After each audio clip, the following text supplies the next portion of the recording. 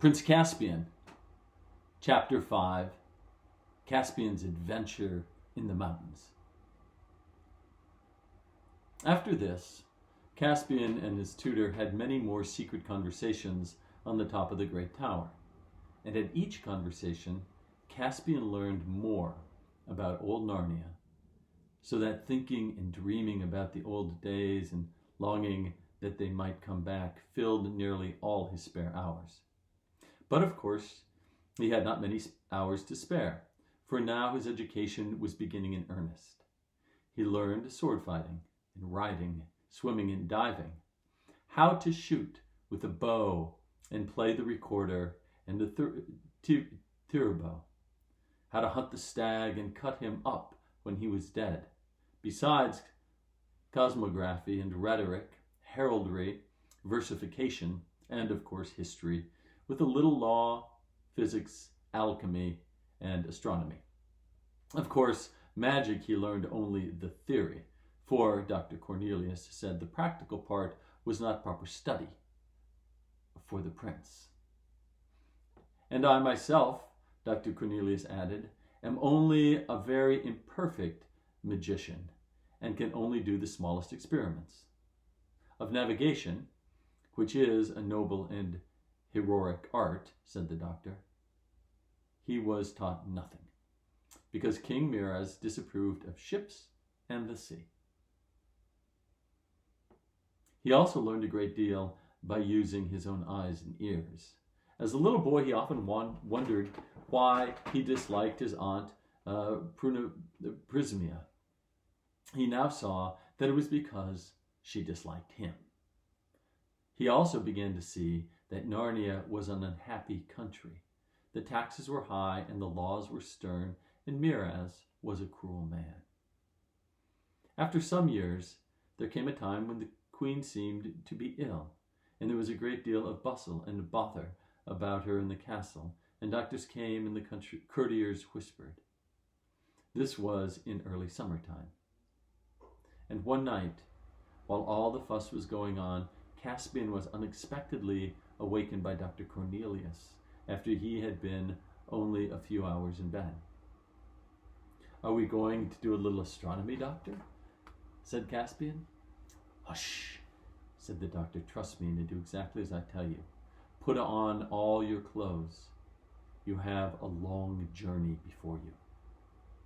Caspian was very surprised, but he had learned to have confidence in his tutor, and he began doing what he was told at once. When he was dressed, the doctor said, "I have a wallet for you. You must go into the next room and fill it with victuals from your Highness's supper table." "My gentlemen in waiting will be there," said Caspian. "They are fast asleep and will not awake," said the doctor.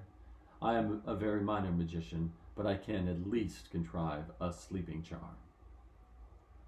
They went into the antechamber, and there, sure enough, the two gentlemen in waiting were sprawled on their chairs and snoring hard.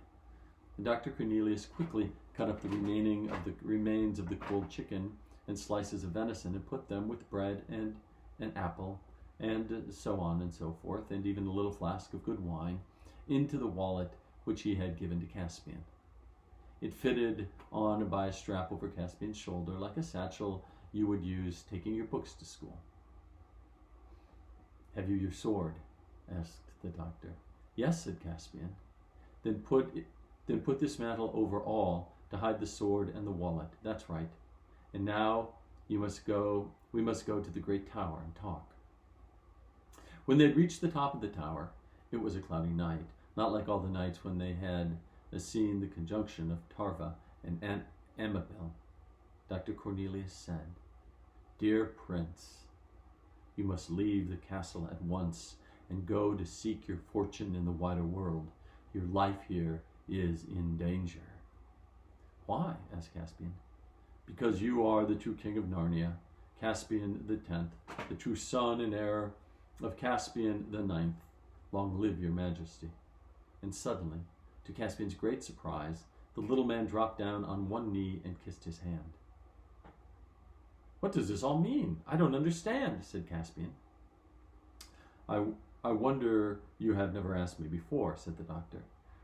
Why, being the son of King Caspian, you are not king yourself. Everyone except your majesty knows that Miraz is a usurper. When he first began to rule, he did not even pretend to be king. He called himself Lord Protector. But then your royal mother died, the good queen, and the only Talamarine who was ever kind to me. And then, one by one, the great lords who had known your father died or disappeared, not by accident either. Miraz weeded them out. Belazar and Vilius were shot with arrows on a hunting party by chance, it is pretended. All the great house of the Pessiards he sent to fight giants in the northern frontier, till one by one they fell. Arland and Iramon and a dozen more were executed for treason on false charge. The two brothers of Beaver's Dam he shut up as madmen, and finally he persuaded the 7 noble lords, who alone among all the terror marines did not fear the sea, to sail away and look for new lands beyond the eastern ocean. And, as he intended, they never came back. And when there was no one left who could speak a word for you, then his flatterers, as he had instructed them, begged him to become king. And of course he did. Do you mean that he now wants to kill me too, said Caspian? That is most certain, said Dr. Cornelius. But why now? Said Caspian. I mean, why didn't he do it long ago if he wanted to? What harm have I done him? He has changed his mind about you because of something that has happened only 2 hours ago. The queen has had a son. I don't see what that has to do with it, said Caspian. Don't you? Exclaimed the doctor. Have all of my lessons in history and politics taught you no more than that? Listen. As long as he had no children of his own, he was willing enough that you should be king after he died. He may not have cared much about you, but he would have rather you should be on the throne than a stranger. Now that he has a son of his own, he will want his own son to be the next king. You are in the way. He'll clear you out of the way. Is he really as bad as that? Said Caspian. Would he really murder me? He murdered your father, said Dr. Cornelius. Caspian felt queer and said nothing. I can tell you the whole story, said the doctor, but not now. There is no time. You must fly at once. You'll come with me? Asked Caspian. I dare not, said the doctor. It would make your danger greater. 2 are more easy to track than 1. Dear prince, dear king, Caspian, you must be very brave. You must go alone at once. Try to get across the southern border to the court of King Nain of Archenland. He will be good to you. Shall I never see you again? Said Caspian in a quavering voice. I hope so, dear king, said the doctor. What friend have I in the wide world except your majesty? I have had a little magic, but in the meantime, speed is everything. Here are 2 gifts before you go. This is a little purse of gold, alas. All the treasures in this kingdom should be yours by rights. And here is something far, far better. He put in Caspian's hand something which he could hardly see, but which he knew by the feel to be a horn. That, said Dr. Caspian, is the greatest and most sacred treasure of Narnia. Many terrors I endured, many spells did I utter to find it when I was still young. It is the magic horn of Queen Susan herself, which she left behind her when she vanished from Narnia at the end of the Golden Age. It is said that whoever blows it shall have strange help. No one can say how strange. It may have the power to call Queen Lucy and King Edmund and Queen Susan and High King Peter back from the past, and they will set all to rights. It may be that it will call up Aslan himself. Take it, King Caspian, but do not use it except at your greatest need. And now haste, haste, haste. The little door at the very bottom of the tower, the door into the garden, is unlocked. There we must part. Can I get my horse, Destier? Said Caspian. He's already saddled and waiting for you at the corner of the orchard. During the long climb down the winding stairs, Cornelius whispered many more words of direction and advice. Caspian's heart was sinking, but he tried to take it all in. Then came the fresh air of the garden, a fervent handclap with the doctor, a run across the lawn, a welcome to Winnie from Destier, and so King Caspian the 10th left the castle of his fathers. Looking back, he saw fireworks going up to celebrate the birth of the new prince. All night he rode southward, choosing byways and bridle paths through the woods as long as he was in the country that he knew of. But afterwards he kept to the high road. Destier was as excited as his master at the unusual journey, and Caspian, though tears had come into his eyes at saying goodbye to Dr. Cornelius, felt brave and, in a way, happy to think that he was King Caspian riding to seek adventure, with his sword on his left hip and Queen Susan's magic horn on his right. But when day came, with a sprinkle of rain, and he looked about him and saw on every side unknown woods, wild heaths, and blue mountains, he thought how large and how strange the world was, and felt frightened and small. As soon as it was full daylight, he left the road and found an open grassy place amid the woods where he could rest. He took off Destier's bridle and let him graze, ate some cold chicken and drank a little wine, and presently fell asleep. It was late afternoon when he awoke. He ate a morsel and continued his journey still southward by way of unfrequented lanes. He was now in a land of hills going up and up, but always more up than down. From every ridge he could see the mountains growing bigger and blacker ahead. As the evening closed in, he was riding their lower slopes. A wind rose. Soon rain fell in torrents. Destier became uneasy. There was thunder in the air. And now they entered a dark and seemingly endless pine forest, and all the stories Caspian had ever heard of trees being unfriendly to man crowded into his mind. He remembered that he was, after all, a Telemarine, one of the race who cut down trees whenever they could and were at war with all wild things.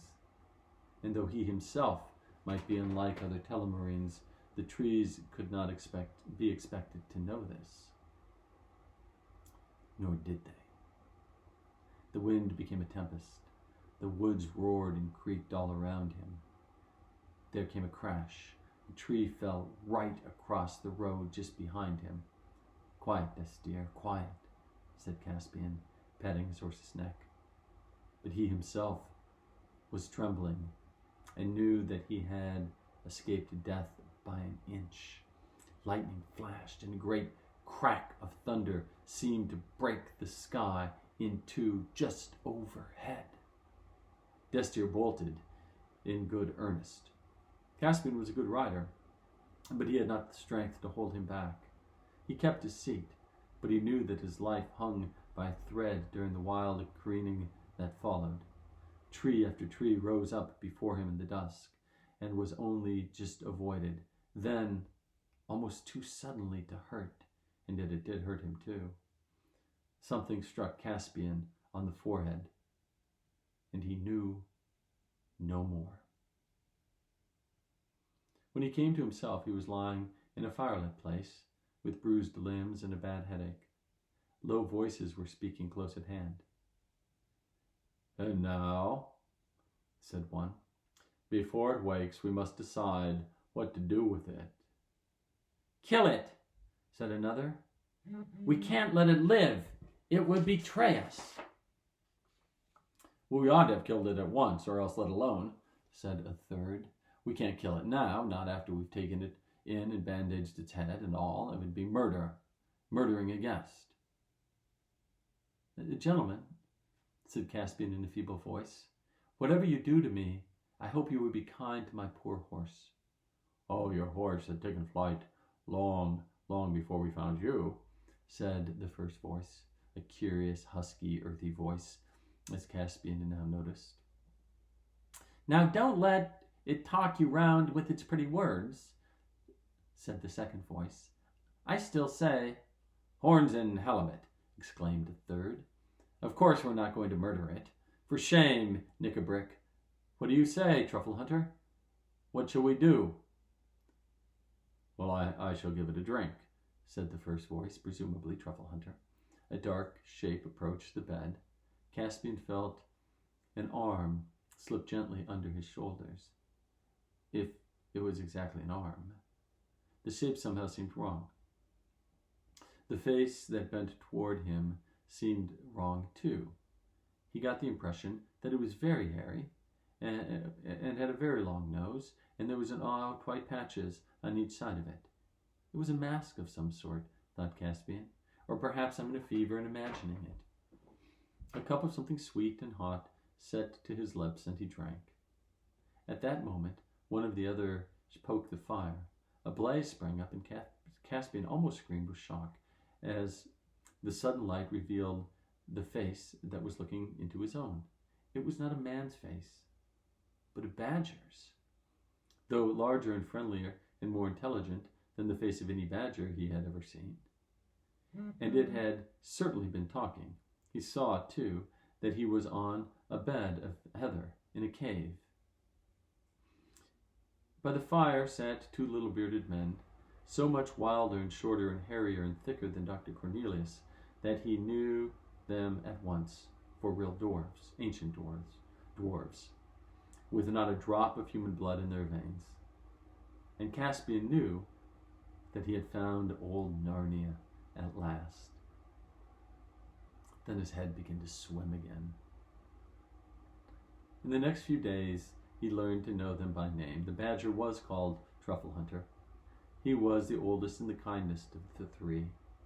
The dwarf who had wanted to kill Caspian was a sour black dwarf.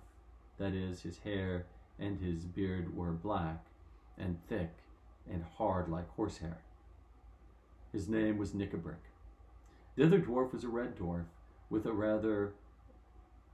hair rather like a fox's, and he was called the Trumpkin.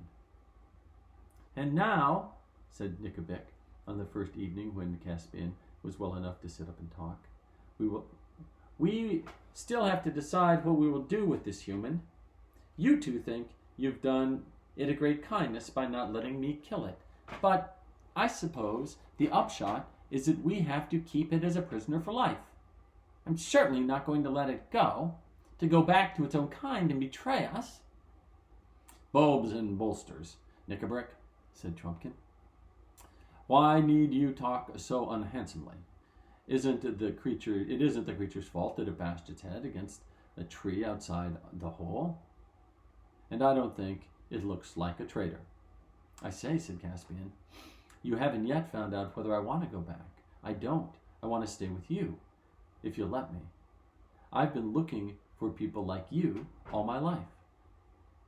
"That's a likely story," growled Knickerbrick. "You're a telemarine and a human, aren't you?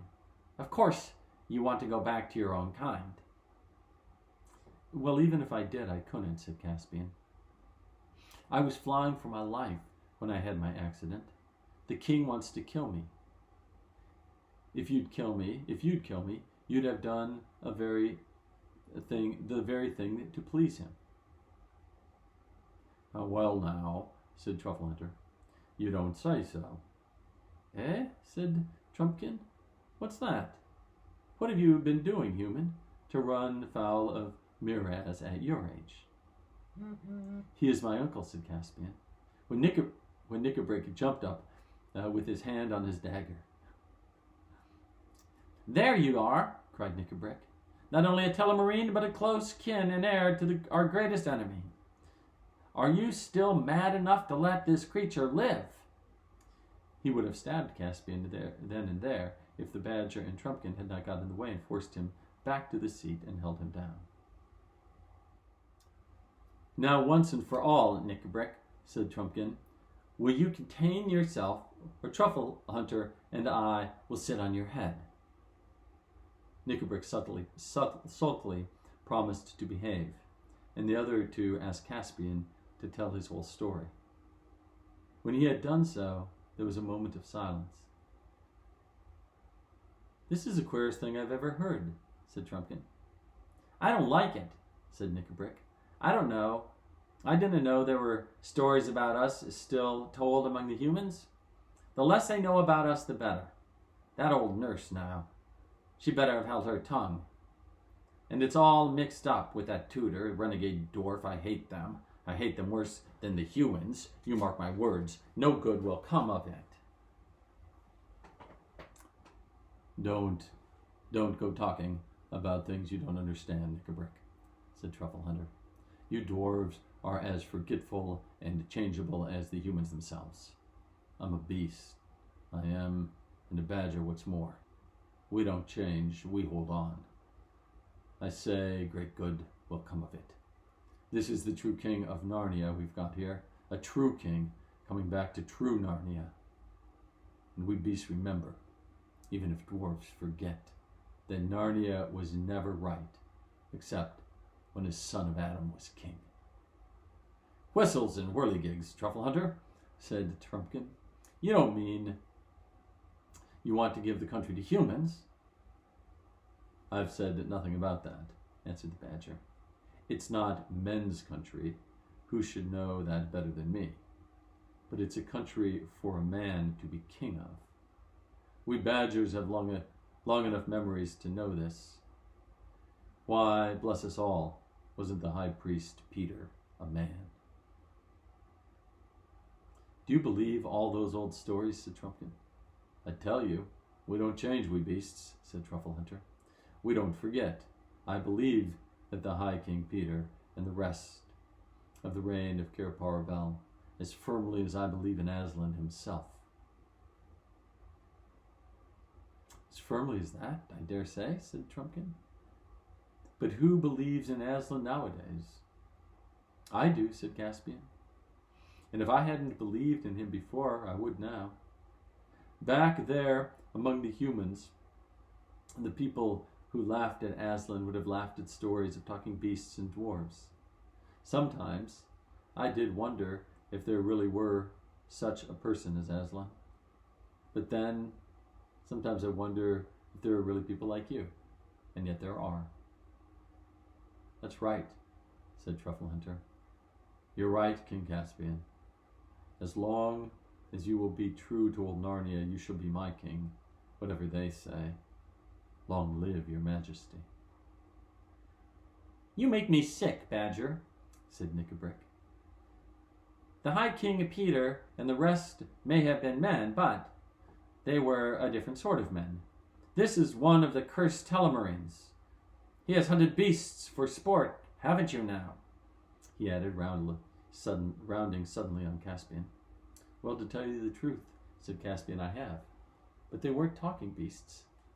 It's all the same, said Knickerbrick. Oh, no, said Truffle Hunter. You know it isn't. You know very well that the beasts of Narnia nowadays are different, and are no more than the poor, dumb, witless creatures you find in Colmaran or Telemar. They're smaller, too. They're far more different from us than they're far more different from us than the half-dwarves are from you. There was a great deal more talk, but it all ended with the agreement that Caspian should stay, and even the promise that, as soon as he was able to go out, he should be taken to see what Trumpkin called the others. For apparently, in these wild parts, all sorts of creatures from the old days of Narnia still lived on in hiding.